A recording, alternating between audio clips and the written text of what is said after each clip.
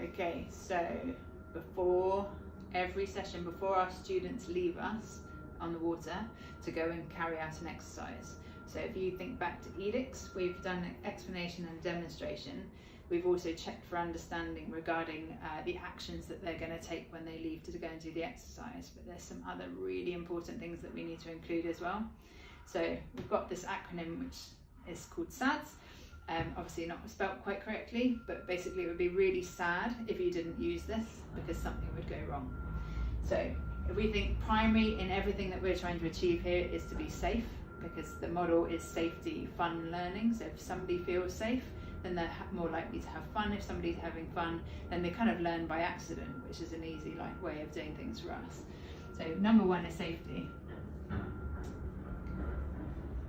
So when I say it in this context, it's things like other vessel traffic on the water, maybe depth in certain areas, some area where the wind squalls might come in, or other things like that that are kind of within reason out of our hands. Therefore our students really need to pay attention to it along with us.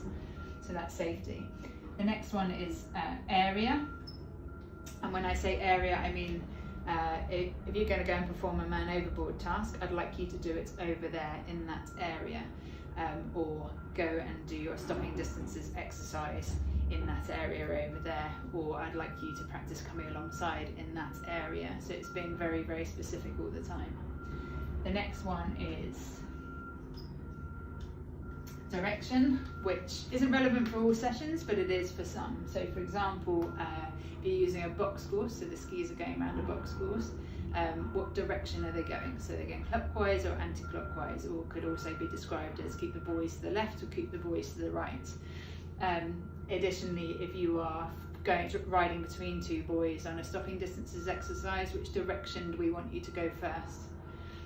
So those things will help, I guess, again, safety-wise, safety. The next one is distance.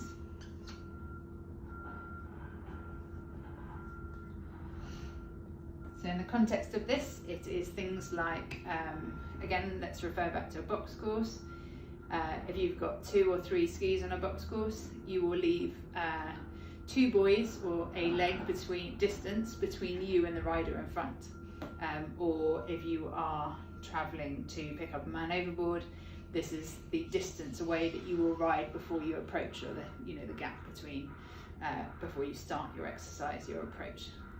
So distance is very, very relevant from a safety point of view for the box course, for sure, and the distance between them and other skis. Bearing in mind, certainly for the good 50% of their training on the water, they don't really have any road rules knowledge at all, so you've got to be really clear about that, and they won't understand that another ski will just stop like that in front of them, and there's been very little they can do about it unless they've got a good distance between them and the other ski.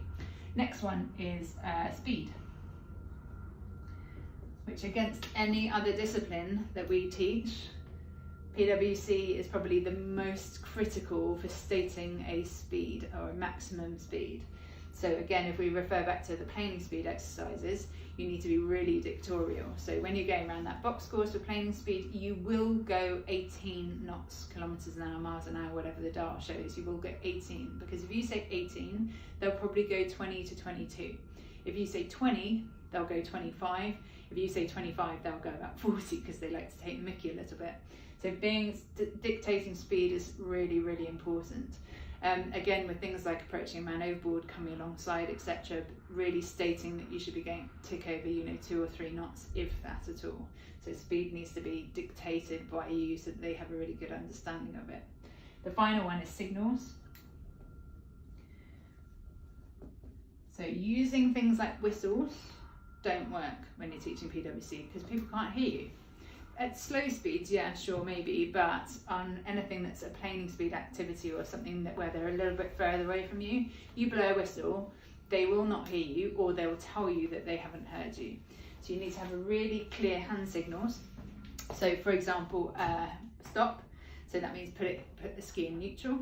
This is turn the engine off, and this is you come to me. So that's only one individual ski, you come to me. There is never an occasion, or very rarely an occasion where you'd want all the skis to come to you. Again, if you revert back to that, they don't really know our PCS for quite a long period of time through the course, or they don't know much about it. Having all the skis come to you at the same time, the chances of collision are fairly high.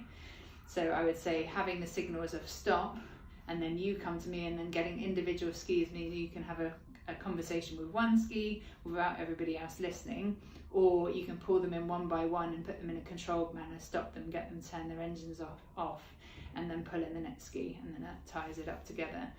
So this SADS needs to be done every time you run a new session, so that they are very clear. So you do edicts, so it's ED, so explain, demonstrate, check understanding of the session, then do the safety briefing, and then send them off to do the exercise. Don't forget that, so important, and do repeat it over and over and over again, because people like to forget at the wrong times.